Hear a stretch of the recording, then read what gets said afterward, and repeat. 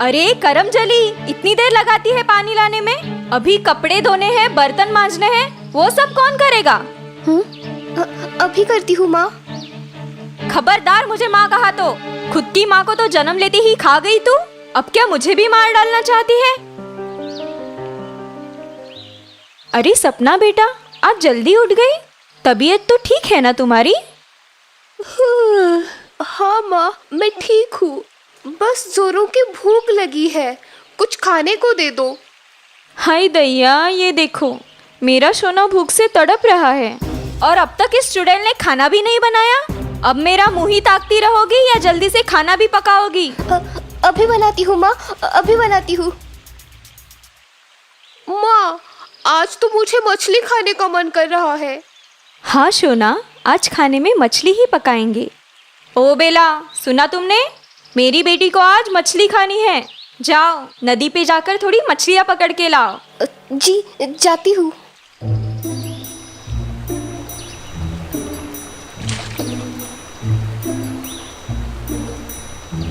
हाँ, आज तो एक भी मछली नहीं मिल रही, मैं क्या करूँ? माँ, आज तुम्हारी बहुत याद आ रही है। तुम मुझे छोड़ के क्यों चली गई? क्या मैं इतनी बुरी हूँ? बोलो ना माँ। हाँ? ओह, मेरी अंगूठी! वो मेरी माँ की आखिरी निशानी है। मेरी अंगूठी मुझे वापस करो।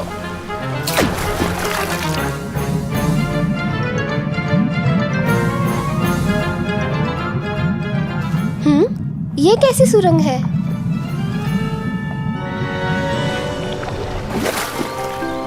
हाँ, ये कैसी जगह है? बचाओ, बचाओ, मेरे बच्चे, बचाओ! आग लग गई है, आग! कोई बचाओ मेरे बच्चों को, वो मर जाएंगे। बचाओ! ओह, मेरे बच्चे, मेरे नन्हे नन्हे बच्चे, वो उस आग में फंस गए हैं। कोई उन्हें बचाओ। बेटी, क्या तुम उन्हें बचा सकती हो? कृपया मेरी मदद करो। घबराओ मत चिड़िया, मैं अभी उन्हें बचाती हूँ।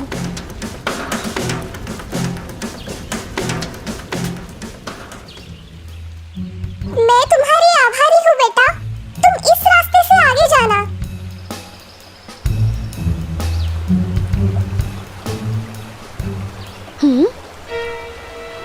अरे ये क्या? इस नदी का पानी कैसे सूख रहा है? हाँ? तो तुम यहाँ हो?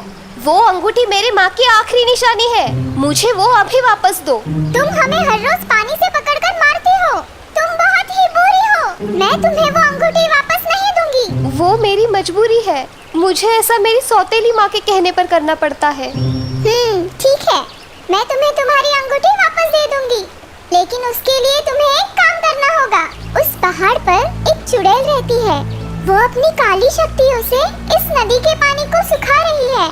अगर ऐसे ही चलता रहा तो जल्द ही ये नदी पूरी सूख जाएगी और हम सब मर जाएंगे। तुम्हें उस चुड़ैल को किसी भी तरह रोक उसकी काली शक्तियों को खत्म करना होगा। ठीक है, मैं तुम्हारा ये काम कर दूंगी, लेकिन तुम्हें मुझसे एक वादा करना होगा कि अगर मैंने उस चुड़ैल को रोक दिया तो तुम मुझे मेरी अंगूठी वापस कर दोगी। हाँ जरूर, मैं वादा करती हूँ।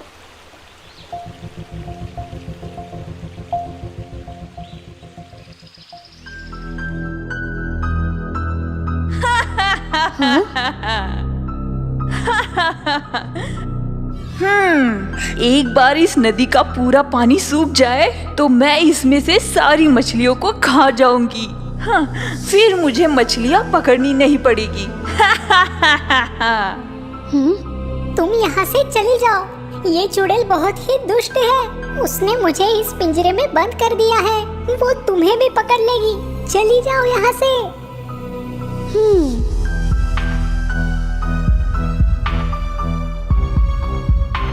भाग जाओ यहाँ से, मैंने पिंजरे का ताला खोल दिया है। नहीं, मुझे बाहर जाने से डर लगता है, वो चुड़ैल मुझे फिर से पकड़ लेगी। मैं यहीं रहूंगा। फिर तो मुझे ही तुम्हें उस चुड़ैल से बचाना होगा। कौन हो तुम और इधर क्या कर रही हो? तुम्हें अपनी काली जादू को अब रोक देना चाहिए। उसकी वजह से नदी का पानी सूख रहा है और सारी मछलियाँ मर रही है। ऐसा मत करो। अच्छा है, अब मैं उन सारी मछलियों को खा जाऊंगी। मछलियाँ पकड़ पकड़ के मैं थक चुकी हूँ और इसीलिए मैं इस नदी को सुखा रही हूँ। तुम्हें ऐसा नहीं करना चाहिए, ऐसा मत करो। हाँ? तुम कौन होती हो मुझे रोकने वाली? अब मैं तुम्हें भी एक मछली बनाकर खा जाऊंगी।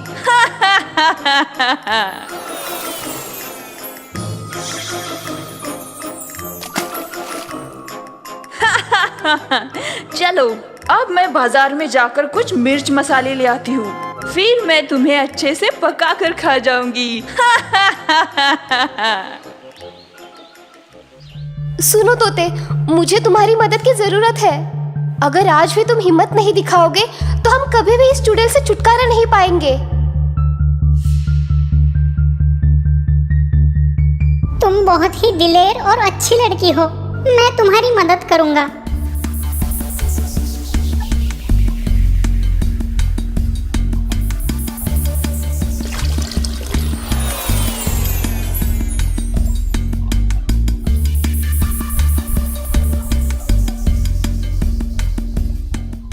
ये लो, इस जादुई छड़ी को अपने पास रखो।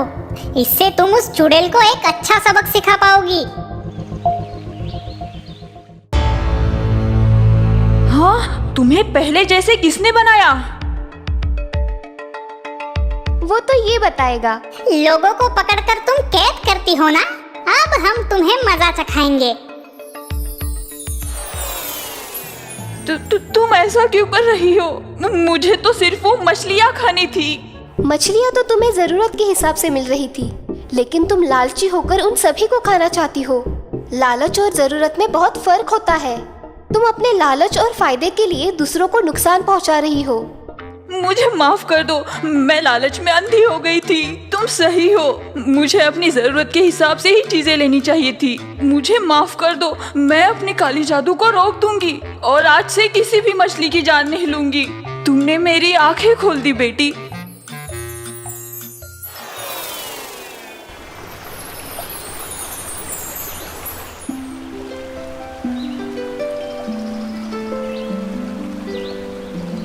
तुम्हारा बहुत बहुत शुक्रिया बेला, तुम सच में बहुत ही अच्छी और प्यारी बच्ची हो।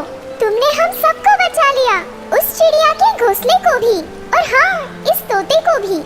हाँ, लेकिन ये सब आपको कैसे पता? मैं सब कुछ जानती हूँ। मैं बस तुम्हारी परीक्षा ले रही थी। अब मैं तुम्हें कुछ ऐसा देना चाहती हूँ जिसे पाने के बाद तुम्हें कभी मछलियाँ नहीं पकड़नी पड़ेगी।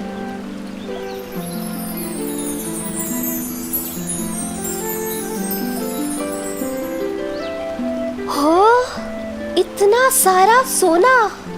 हाँ, तुम इसकी हकदार हो क्योंकि तुम्हारा दिल इस सोने से भी अधिक मूल्यवान है। और हाँ, ये लो तुम्हारे माँ की अंगूठी। शुक्रिया, मैं तुम्हारा ये एहसान कभी नहीं भूलूंगी। बहुत बहुत शुक्रिया।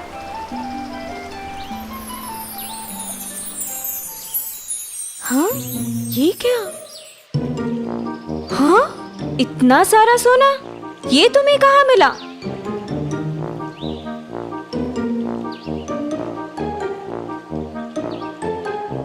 अरे वाह, फिर तो अब हम दोनों भी जाकर ढेर सारा सोना लेकर आते हैं। तब तक तुम खाना बनाकर तैयार रखना।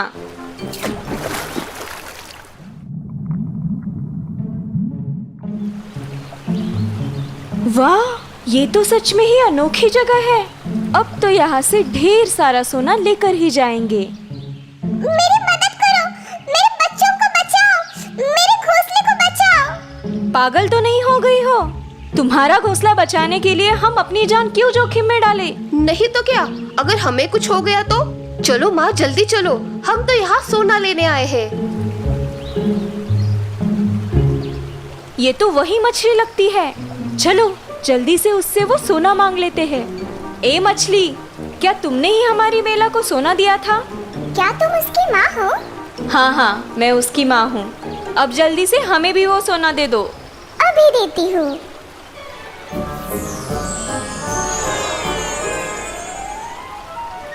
अरे ये क्या हो गया? हम मेंढक कैसे बन गए? वो इसलिए क्योंकि तुम दोनों ही बड़ी आलसी, कामचोर और लालची हो। तुम उस बेला की सौतेली माँ हो। तुम दोनों ने आज तक उस बेचारी लड़की से बहुत ही बुरा बर्ताव किया है। ये उसी की सजा है। नहीं नहीं, हमें माफ कर दो। हम अब उससे कभी बुरा बर्ताव नहीं करेंगे और हमें अब सोना भी नहीं चाहिए। लेकिन हमें फिर से पहले जैसा बना दो। हम अपनी गलतियां सुधारेंगे। अब जाओ यहाँ से और साथ में मिलजुल कर रहो। इसी में तुम्हारी भलाई है। हमें माफ कर दो बेटी। हमने तुम्हें बड़ा दुख दिया है। हम अपने किए पर शर्मिंदा हैं। हमें माफ कर दो। मेरी माँ।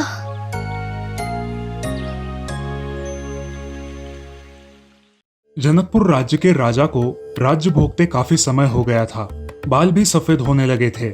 एक दिन उसने अपने दरबार में उत्सव रखा और अपने गुरुदेव एवं मित्र देश के राजाओं को भी आमंत्रित किया। उत्सव को रोचक बनाने के लिए राज्य की सुप्रसिद्ध नर्तकी को भी बुलाया गया। राजा ने कुछ स्वर्ण मुद्राएं अपने गुरुजी को भी दी ताकि नर्तकी के अच्छे गीत व नृत्य पर वे उसे पुरस्कृत कर सके। सारी रात नृत्य चलता रहा। ब्रह्म मुहूर्त की बेला आई। नर्तकी ने देखा कि तबले वाला ऊब रहा है और तबले वाले को सावधान करना जरूरी है, वरना राजा दंड दे सकते हैं। तो उसे जगाने के लिए नर्तकी ने एक दोहा पढ़ा। बहु बीती थोड़ी रही, पल पल गई बिताई, एक पल के कारणे न कलंक लग जाए कोई। अब इस दोहे का अलग अलग व्यक्तियों ने अपने अनुरूप अर्थ निकाला। तबले वाला सतर्क होकर बजाने लगा। जब ये दोहा गुरुजी ने सुना तब गुरुजी ने सारे मोहरे उस नर्तकी को अर्पण कर दिए। दोहा सुनते ही राजा की लड़की ने भी अपना 9 लखा हार नर्तकी को भेंट कर दिया और राजा के पुत्र युवराज ने भी अपना मुकुट उतारकर नर्तकी को समर्पित कर दिया। राजा बहुत ही अचंभित हो गया।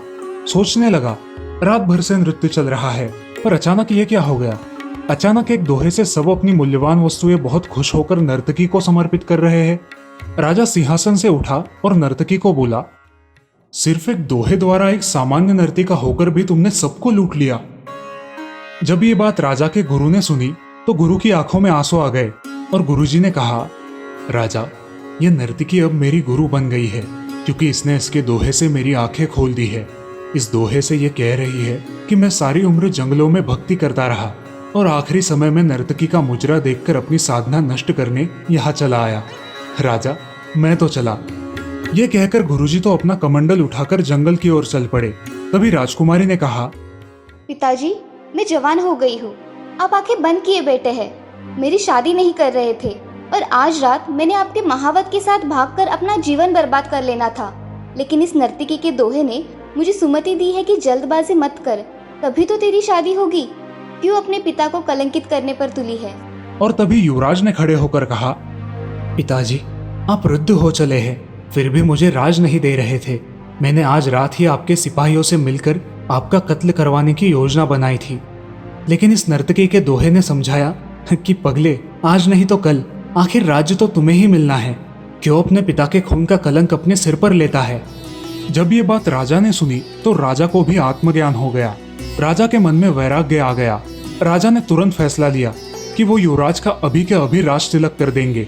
और फिर क्या, उसी समय राजा ने युवराज का राज तिलक करवाया और अपनी पुत्री से कहा, पुत्री, दरबार में एक से एक राजकुमार आए हुए हैं। तुम अपनी इच्छा से किसी भी राजकुमार के गले में वरमाला डालकर पति रूप में चुन सकती हो। राजकुमारी ने ऐसा ही किया और राजा अब सब त्याग कर जंगल में गुरु की शरण में चला गया। ये सब देखकर नर्तकी ने सोचा, मेरे एक दोहे से इतने लोग सुधर गए, लेकिन मैं क्यों नहीं सुधर पाई। आज से मैं अपना नृत्य बंद करती हूँ। हे प्रभु, मेरे पापों से मुझे क्षमा करना। बस आज से मैं सिर्फ तुम्हारा नाम सुमिरन करूंगी। दोस्तों, इस लॉकडाउन में भी हम पर यही लागू होता है। बहु बीती थोड़ी रही, पल पल गई बिताई, एक पल के कारणे ना कलंक लग जाए कोई। आज हम इस दोहे को यदि कोरोना को लेकर अपनी समीक्षा कर देखें तो हमने पिछले 4 महीनों से जो संयम बरता, परेशानियां झेली, ऐसा न हो कि अंतिम क्षण में एक छोटी सी भूल, हमारी लापरवाही हमारे साथ पूरे समाज को ले बैठे।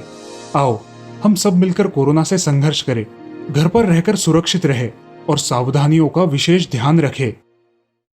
रामटेक नाम के गांव में विठू नाम का एक लकड़ी का कारीगर रहता था। गांव में किसी का भी घर बनाना हो तो विठू को बुलावा आ जाया करता था। बारिश के मौसम में बैलगाड़ियां तैयार करना तथा खेती के औजार तैयार करना आदि काम वो कर लिया करता था। उस गांव में लोग उसे उसके काम के बहुत कम पैसे देते थे। उसे एक बेटा था, विजय। विजय बहुत ही सीधा और सरल था, इसी वजह से कोई भी उसे आकर ठग लेता था। विजय के दोस्त उससे कोई भी काम कम दाम में करवा लेते थे। जब विठू घर पे ना हो तब सारे दोस्त घर पर आकर विजय से अपने छोटे मोटे काम मुफ्त में करवा लेते थे। इस सब से विठू बहुत परेशान रहता था। अरे विजय, ये तुम्हारे लालची दोस्तों से जरा बच के रहना, ये तुम्हें आगे नहीं बढ़ने देंगे। ये तुमसे मीठी मीठी बातें करके काम करवा लेते हैं। बेटा, मुझे तुम्हारी बहुत चिंता लगी रहती है। पिताजी, हमें इस दुनिया में जिसने लाया है उसको चिंता होगी, हाँ आप चिंता मत करो। ऐसे ही कुछ दिन बीत जाते हैं। अचानक विठू की तबीयत बहुत खराब हो जाती है। किसी भी दवा का उस पर कोई असर नहीं होता। अब घर की जिम्मेदारी विजय पर आ पड़ती है। अपने पिता की तरह ही विजय लकड़ी की कारीगरी में माहिर था, लेकिन उसके भोले स्वभाव के कारण लोग उसका फायदा उठाते थे। ऐसे ही एक दिन सरपंच जी ने विजय को अपने घर बुलाया। नमस्ते सरपंच जी। नमस्ते।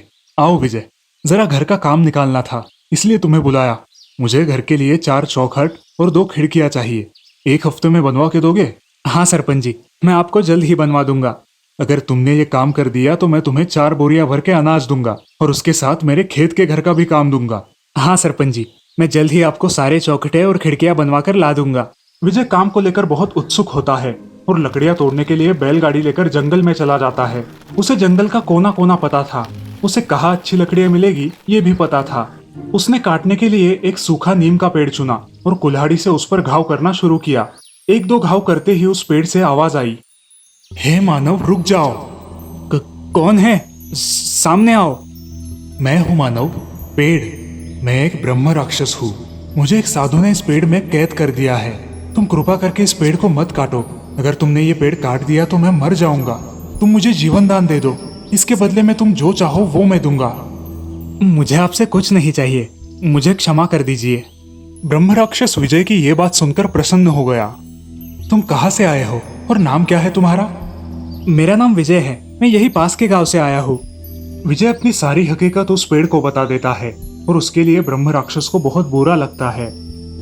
उस साधु ने बताया था कि जब तक तुम एक पुण्यवान आदमी की मदद ना करो तब तक तुम इस पेड़ से मुक्त नहीं हो सकते, और अब मुझे मौका मिला है मुक्ति पाने का।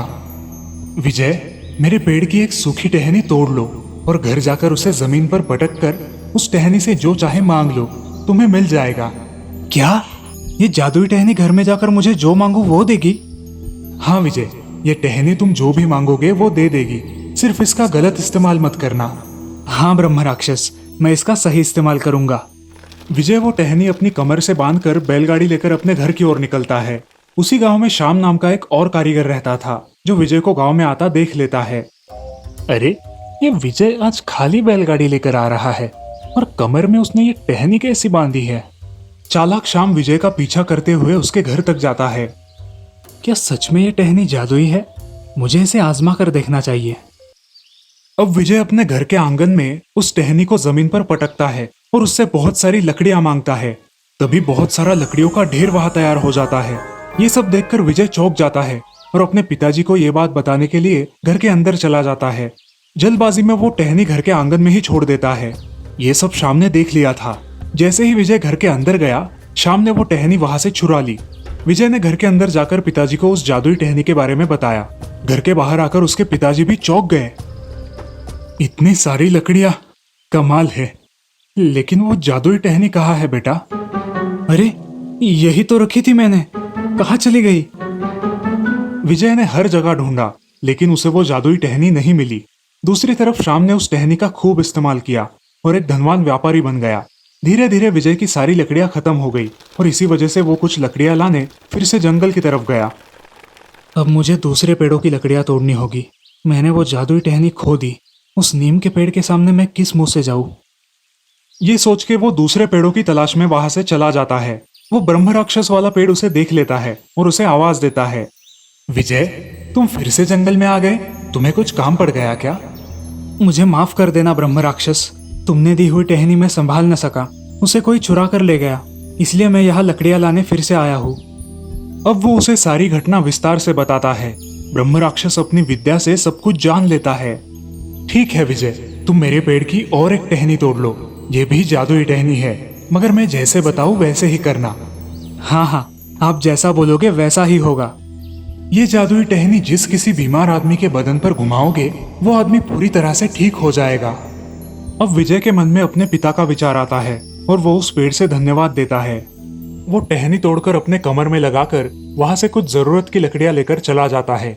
विजय गांव में आते ही शाम की नजर उस पर पड़ती है। आज विजय बहुत दिनों के बाद जंगल गया था और उसके कमर में आज भी एक टहनी थी। शाम को इस बात का भी अंदाजा था कि यह भी जादुई टहनी होगी, मगर उसका कैसे उपयोग करते हैं ये उसको नहीं पता था। उसने इस बार भी विजय का पीछा किया और छुपके से उसे देखने लगा। विजय ने घर जाकर वो टहनी अपने पिता पर आजमाई। अरे विजय, तू ये क्या कर रहा है? पागल तो नहीं हो गया? पिताजी आप बस देखो मैं क्या करता हूँ। तभी चमत्कार हो जाता है। उसके पिताजी एकदम से खड़े हो जाते हैं। उन्हें कोई भी थकान महसूस नहीं होती। ये देख दोनों बाप बेटे खुश हो जाते हैं। विजय वो टहनी अपनी अलमारी में रख देता है और अब वो दोनों काम करने के लिए बाहर चले जाते हैं। इस बार भी शाम वो टहनी चुराकर घर ले आता है। विजय और उसके पिता काम करके घर लौटते हैं। पिताजी, आपने मेरी जादुई टहनी ली है? अरे विजय, मैं वो टहनी क्यों लूं? उससे मैं क्या करूंगा बेटा? विजय अब उदास हो जाता है। उसके पिता उसे समझाते हैं। अरे बेटा, तुम्हारे नसीब में नहीं होगी इसलिए नहीं मिली, जाने दो, हम हमारा लकड़ियों का कारोबार करेंगे, तुम मायूस मत हो। जो हमारे पास नहीं उसका गम करने का कोई फायदा नहीं। अब दोनों बाप बेटे काम में लग जाते हैं। ऐसे ही दिन बीत जाते हैं। एक दिन अचानक उस नगर के महाराजा बहुत बीमार पड़ जाते हैं और जो भी उनको अच्छा कर देगा उसे 1000 स्वर्ण मुद्रा बख्शिश रखा जाता है। अब शाम के मन में एकदम से विचार आता है। विजय ने अपने पिताजी को इसी जादुई टहनी से ठीक किया था। अब ये जादुई टहनी मेरे बहुत काम आएगी। ये जादुई टहनी मैं राजा के पास ले जाऊंगा और उन्हें ठीक करके उनसे इनाम मांग लूंगा। ये सोच के शाम महाराज के राज दरबार में चला जाता है। कौन हो तुम? मैं एक लकड़ियों का व्यापारी हूँ, मुझे महाराज से मिलना है। सेवक सूचना महाराज को देते हैं। महाराज जानते थे कि शाम जो लकड़ियों का व्यापारी है वो बहुत कंजूस और लालची किस्म का आदमी है। महाराज उसे अपने कक्ष में बुलाते हैं। प्रणाम महाराज। बोलो, यहाँ क्या काम है तुम्हारा? मेरे पास आपको ठीक करने की एक बहुत अच्छी दवाई है, मगर आप ठीक हो गए तो मुझे इनाम और मैं जो मांगूंगा वो देना होगा। ठीक है, मैं ठीक हो गया तो तुम्हें तुम्हारी मुंह बोली कीमत मिलेगी। अब शाम ने वो जादुई टहनी निकाली और महाराज पर उसका प्रयोग किया, लेकिन अनर्थ हुआ। महाराज ठीक होने से उल्टा और ज्यादा बीमार हो गए। हे भगवान, अब मैं क्या करूं? ये महाराज और इसके सैनिक मुझे नहीं छोड़ेंगे। यहाँ से निकलना ही ठीक होगा। पकड़ लो इस चालाक शाम को और इसे कारागार में डाल दो। दया महाराज, दया, आप बड़े दयालु हैं। मेरा ये गुनाह माफ कर दीजिए महाराज। सच्चाई क्या है बता दो, वरना आजन्म कारावास भुगतना पड़ेगा। महाराज, आप ही हमारे पालन करता हो, आपसे क्या छुपाना। अब वो महाराज को सारी सच्चाई बता देता है और ये भी बताता है कि कैसे उसने विजय से वो टहनी चुराई। महाराज विजय को राज दरबार में बुलाते हैं। सैनिक विजय को महल लेकर आते हैं और राजा द्वारा विजय को सारी सच्चाई समझ आ जाती है। विजय, हमें लगता है कि अब तुम ही हमें बचा सकते हो। क्या तुम्हारे पास कोई उपाय है? हाँ महाराज, ये टहनी तो मेरी ही है, मगर ये किसी को बीमार नहीं करती। ये तो बीमार को ठीक कर देती है। न जाने आप पे इसका विपरीत परिणाम कैसे हुआ। ये सब उस ब्रह्म राक्षस की माया थी। अब विजय महाराज के सर से लेके पांव तक वो जादुई टहनी घुमाता है और महाराज एकदम से ठीक हो जाते हैं। वे बेहद खुश होकर इनाम में विजय को 5000 स्वर्ण मुद्रा और गांव की 100 एकड़ जमीन बख्शीश के रूप में देते हैं। वहां ब्रह्म राक्षस को भी उस पेड़ से मुक्ति मिल जाती है। शाम को महाराज दंड के साथ साथ 5 सालों की सजा सुनाते हैं। अब विजय और उसके पिताजी एक खुशहाल जिंदगी बिताते हैं। इस कहानी से हमें ये सीख मिलती है कि हमें चोरी नहीं करनी चाहिए, क्योंकि हर छोटी मोटी चोरी कभी ना कभी पकड़ी जाती ही है। चंदरपुर नाम के गांव में राधा नाम की औरत रहा करती थी। उसका परिवार बहुत समृद्ध था। घर में वो, उसका पति, एक बेटी और बूढ़ी सास रहा करती थी। राधा स्वभाव से बहुत रहमदिल थी और गांव में किसी की भी मदद कर देती थी। उस गांव के जंगल में गज्जू नाम का एक डाकू रहता था। वो बहुत ही खतरनाक था। सारे गांव वाले उससे डरते थे। वो जो भी मांगता गांव वाले उसे दे दिया करते थे। राधा का पति सुधीर एक दिन जंगल से जा रहा था। तभी गज्जू डाकू ने उसका रास्ता रोक लिया। क्यों रे, कहाँ जा रहा है? घर जा रहा हूँ, तुमसे मतलब? अरे हमसे कैसे मतलब नहीं, हम तो तुम्हारी जान के बदले में तुमसे कुछ मांग रहे हैं। घर जाकर 1 लाख रुपया लेकर आओ। 1 लाख रुपया कितना होता है पता भी है? पता नहीं तो आप देंगे ना, तब गिन के पता कर लेंगे। क्यों साथियों? ऐसा कह के वो डाकू जोर जोर से हंसने लगते हैं। तुम्हें तो पता है अगर पैसे नहीं दिए तो क्या होगा। तुम्हें बताने की कोई जरूरत नहीं है। अरे मैं इतने पैसे कहाँ से लाऊंगा, वो तुम जानो। अब सुधीर बहुत चिंता में डूब जाता है और अपने घर बहुत देर बाद पहुंचता है। क्या हुआ जी? आप कभी भी इतनी देर से घर नहीं आते हो, आज क्या बात है? बड़ी टेंशन में दिखाई दे रहे हो। कुछ नहीं, बाद में बात करते हैं। अब सुधीर खाना खा के अपने कमरे में चला जाता है और कमरे में जाकर कुछ पैसे गिनने लगता है। राधा ये सब देखती है और उसके पास आती है। अजय, आप क्या कर रहे हो और ये पैसे क्यों गिन रहे हो? ऐसी क्या मुसीबत आ पड़ी? अरे राधा, आज घर आते समय वो गज्जू डाकू दिखाई दिया था। उसने मुझे धमकी दी है कि कल के कल उसे 1 लाख रुपए चाहिए, और वो भी नगद। हाय राम, क्या होगा अब हम क्या करें? इतने पैसे तो नहीं है हमारे पास। हाँ राधा, और पैसों का इंतजाम तो करना ही होगा। तुम्हें तो पता है वो गज्जू डाकू कैसा है, किसी को मारने से पहले सोचता भी नहीं। हाँ जी, ये तो सच ही है। सुधीर अगले दिन सरपंच जी से कुछ पैसे मांगने जाता है। नमस्ते सरपंच जी। नमस्ते, कहो कैसे आना हुआ? सरपंच जी, आपसे मुझे कुछ पैसों की मदद चाहिए थी, कुछ दिन बाद लौटा दूंगा। अरे मगर ऐसे अचानक? हाँ सरपंच जी, कुछ अर्जेंट ही समझ लीजिए, कृपा करके पैसे दे दीजिए। अरे तू ले जा, मगर बात तो बता कि क्या हुआ है। बाद में बताऊंगा सरपंच जी, अभी नहीं, चलता हूँ। पैसे लेकर सुधीर जल्दी जल्दी घर चला जाता है और घर से बचे हुए पैसे लेकर जंगल में गुज्जू डाकू के पास जाता है। वो पैसे उसके हवाले कर देता है। जब सुधीर जंगल में जा रहा होता है, राधा उसके पीछे पीछे छुपके से जाती है, क्योंकि उसे पता था कि गज्जू 1 नंबर का लुच्चा और लफंगा बदमाश डाकू है। अब वो दूर खड़ी ये सब देखती है और गुस्से से लाल हो जाती है। तभी गज्जू का साथी सुधीर के पीछे से आता है और उसे पकड़ लेता है। सुधीर बहुत झटपटाता है मगर अपने आप को छुड़ा नहीं पाता। तभी राधा बीच में आती है और अपने साथ लाया डंडा लेकर उस आदमी के सिर पर जोर से मारती है। वो आदमी जमीन पर गिर जाता है। ये सब देखकर गज्जू और उसके साथी बहुत गुस्सा हो जाते हैं और सुधीर और राधा दोनों की हत्या कर देते हैं। वे उनकी लाशों को घने जंगल में फेंक देते हैं। यहाँ उनकी बेटी और बूढ़ी माँ उनका इंतजार करते रहते हैं। बूढ़ी माँ गांव में घूम घूम कर अपने बेटे और बहू को ढूंढती है, लेकिन उनका कुछ पता नहीं चलता। इधर जंगल में राधा एक चुड़ैल में परिवर्तित हो जाती है। धीरे धीरे चुड़ैल ने प्रतिदिन गज्जू के एक एक साथी को मारना शुरू किया। इस बात को लेकर अब गज्जू के साथी डर गए थे। सरदार, आप कहते हो कि कुछ नहीं होगा, मगर यहाँ तो हमारे दिन ब दिन एक एक साथी मर रहे हैं। अब हम क्या करें, और पता भी नहीं लगता कि कौन मार रहा है। ठीक है, अब हम एक योजना बनाएंगे। अब हम जंगल में लोगों को लूटना बंद करेंगे और अब गांव में जाकर लोगों को लूटेंगे। लोगों के मन में डर बिठाना बहुत जरूरी है और इसके लिए हमें गांव लूटने की जरूरत है। अब डाकू और उसके साथी गांव में चले जाते हैं और स्कूल के बच्चों को अगवा करके जंगल ले आते हैं, मगर इस बात की गांव वालों को कोई खबर नहीं होती। अरे गांव में इन लोगों को हमारे एक आदमी ने जाकर सूचित करना होगा, तभी इन मूर्ख गांव वालों को पता चलेगा।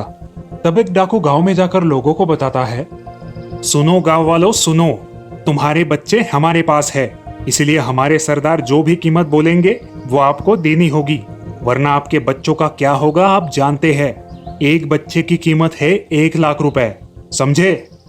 अब सारे गांव वाले चिंता में डूब जाते हैं कि इतने पैसों का इंतजाम कहाँ से किया जाए। बच्चे प्यारे हैं तो पैसे तो लाने ही होंगे, वरना ये डाकू उन्हें बेरहमी से मार डालेगा। ये सारी बातें चुड़ैल सुन लेती है और जंगल में चली जाती है। जंगल जाकर वो देखती है कि सारे बच्चों को उन डाकुओं ने एक झोपड़ी में कैद किया होता है। अच्छा, इस गज्जू ने बच्चों को यहाँ छुपा कर रखा है। गांव वालों को तो परेशान करता ही है, मगर अब इन छोटे बच्चों को भी परेशान कर रहा है। अब वो चुड़ैल उन बच्चों को देखने उस झोपड़ी के पास चली जाती है और वहां देखती है तो उसकी बेटी भी उन अगवा की हुई लड़कियों में होती है। हमें तो मार डाला, अब मेरी बच्ची को भी मारना चाहता है। चुड़ैल अपने घर चली जाती है। माँ जी, मैं हूँ राधा। कौन है? कहाँ है मेरी राधा? बताएगा कोई? तभी चुड़ैल सास के सामने आ जाती है और सास उसे देखकर रोने लगती है। माँ, मैं राधा। मुझे और आपके बेटे को इस गज्जू डाकू ने मार डाला और उस जंगल में फेंक दिया, और अब मेरी बेटी को भी उसने अगवा कर लिया है। हाय राम, ये क्या बोल रही हो तुम राधा? और सुलू कहाँ है बेटी? उसने सुलू को जंगल में एक झोपड़ी में रखा है और उसके साथ गांव की और लड़कियां भी अगवा की है उसने। मैं उसे सबक सिखाऊंगी, मगर मुझे आपकी मदद चाहिए। कैसी मदद राधा? माँ जी, आपको गांव जाकर सरपंच जी और गांव के कुछ लोगों को साथ लेकर आना होगा और पुलिस को भी बुलाना होगा। वो बहुत खतरनाक है, किसी को नुकसान नहीं पहुंचना चाहिए। ठीक है राधा, मैं अभी जाकर सारे गांव वालों को बुला कर लाती हूँ, मगर मुझ पर विश्वास कौन करेगा? नहीं माँ जी, सब विश्वास करेंगे। आप जाइए और बुलाइए, बाकी का मैं संभाल लूंगी। राधा की सास सारे गांव वालों को बुला कर लाती है और उन सबके सामने राधा अपने चुड़ैल के रूप में आती है और उसकी कहानी सभी गांव वालों को बताती है। अब सारे गांव वाले राधा की सास पर विश्वास रखते हैं। सरपंच और गांव के कुछ आदमी पुलिस को बुलाते हैं और उसी रात गांव वालों को लेकर राधा उस जंगल में जाती है। सारे डाकू सो रहे होते हैं। कहाँ है डाकू? वहाँ उन घनी झाड़ियों के बीच में, और वहाँ पे उसकी एक झोपड़ी भी है जिसमें उसने गांव की सारी लड़कियों को कैद किया हुआ है। चलो पहले लड़कियों को छुड़ा कर लाएंगे। रुको, पुलिस को आने दो। अब तक बहुत सारे मासूम लोगों की जान जा चुकी है, इसलिए अब नहीं। जो भी फैसला लेना है सोच समझ कर लेना होगा। तभी पुलिस आ जाती है। अब पुलिस के साथ साथ सरपंच, राधा और गांव वाले जंगल में इधर उधर फैल जाते हैं। कहाँ बच के जाओगे अब? आया ना उठ पहाड़ के नीचे। कौन है भाई? आवाज तो आ रही है मगर कोई दिखाई नहीं देता। राधा उसके सामने आ जाती है। उसको वहां देख गज्जू बहुत डर जाता है और भागने लगता है। चुड़ैल उसके पीछे भागकर उसे धक्का देकर गिरा देती है। अरे छोड़ दो चुड़ैल, मैंने तुम्हारा क्या बिगाड़ा है? तुमने मुझे मारा और पूछते हो कि क्या बिगाड़ा है? मेरा परिवार बर्बाद कर दिया है। अब मैं तुम्हें नहीं छोड़ूंगी।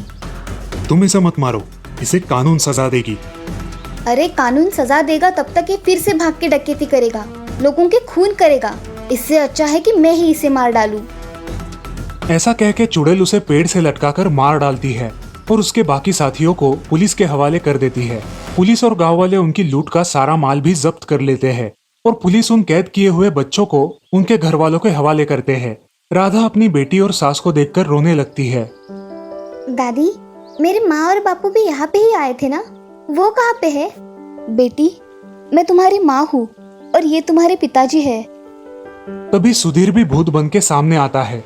वो दोनों भी रोने लगते हैं और अपनी बेटी को जी भर के देख लेते हैं। बेटी सुलू, तुम अब अपनी दादी के पास रहो, अच्छी पढ़ाई करो और अपनी दादी की हर एक बात मानना। मैंने इसे मार के मेरा बदला तो पूरा किया, मगर मेरी बेटी को इस जल्लाद ने पूरी जिंदगी अनाथ बना दिया। अब आपको ही इसका ध्यान रखना होगा माँ। अरे बहुत चिंता ना कर, मैं सब संभाल लूंगी। मेरे जीते जी मेरी नातिन अनाथ नहीं हो सकती। अपनी बेटी को अलविदा करके उन दोनों की आत्मा को शांति मिल जाती है और वो गायब हो जाते हैं। अब डाकू को लेकर पुलिस चली जाती है और सारे गांव वाले अब उन बच्चों को छुड़ाकर अपने अपने घर ले जाते हैं। इस तरह चुड़ैल राधा सभी गांव वालों की जान बचा लेती है। इस कहानी से हमें ये सीख मिलती है कि कर भला तो हो भला और कर बुरा तो हो बुरा।